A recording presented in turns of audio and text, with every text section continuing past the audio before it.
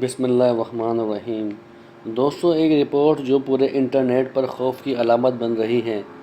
حالیہ چائنیز سائنسدانوں کے مطابق کیا سورج اب مغرب سے نکلنے والا ہے؟ اور کیا یہ بھی کہ چائنیز سائنسدانوں کی جدید تحقیق اور ریسرچ کے مطابق کہ سورج میں کشش سہل نہ ہونے کی وجہ سے سورج اب 3 دن میں نکلے گا، مطلب 72 گھنٹے کیا دنیا میں اندھیرا رہے گا؟ دوستو، ویڈیو کو میری لائک کیجیے اور چینل کو میرے سبسکرائب کیجیے۔ چائنیز سائنسدانوں نے قیامت برپا ہونے والی بہت بڑی نشانی کی طرف تمام سائنسی تحقیق دانوں کی توجہ مرکوز کرا دی ہے اور تمام مکتب فکر اور عوام الناس کو روز حشر کی حیرت انگیز خبر دے کر بے چینی پیدا کر دی ہے۔ دوستو، اصل میں کشش سہل کیا ہوتی ہے؟ ہم پہلے اس کو جانیں گے، پھر تحقیق سے پتہ کرنے کی کوشش کریں گے کہ چائنیز سائنسدان کس حد تک اس تحقیق میں کامیاب ہو چکے ہیں۔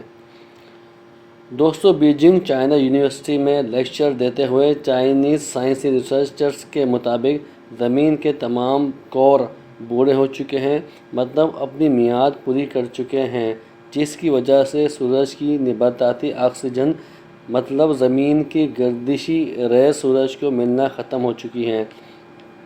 اسی وجہ سے سورج کی گردشی طاقت میں کمی کے شواہد سائنسدانوں کو ملے ہیں اور سورج بھی اپنی گردشی طاقت کھونے کے قریب ہے، جس سے کہ سائنسی جدید تحقیق کے مطابق سورج میں گردشی طاقت ختم ہو جائے گی اور کبھی بھی مغرب سے واپس چکر کاٹ نہیں سکے گا اور دوبارہ مغرب سے ہی طلوع ہونے کا اندیشہ سائنسدانوں نے ظاہر کر دیا ہے اور پھر 3 دن تک رات رہنے کے بعد ہی سورج نکل پائے گا۔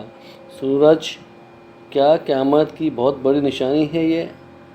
Chinese Beijing independent scientific theory کے مطابق کشش سہل اور کشش ثقل کا آپس کا ملاپ ختم ہونے جا رہا ہے، جس کی وجہ سے دنیا کے موسم اور واقعات میں واضح تبدیلی دیکھنے کو ملے گی۔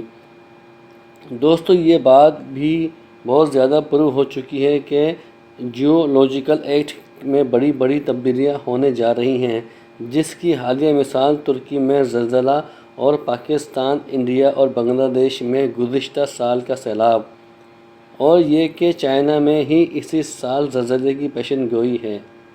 اللہ تعالیٰ سے دعا ہے کہ اللہ تعالیٰ ہم سب کو محفوظ اور اپنی امان میں رکھے، آمین۔ اللہ حافظ۔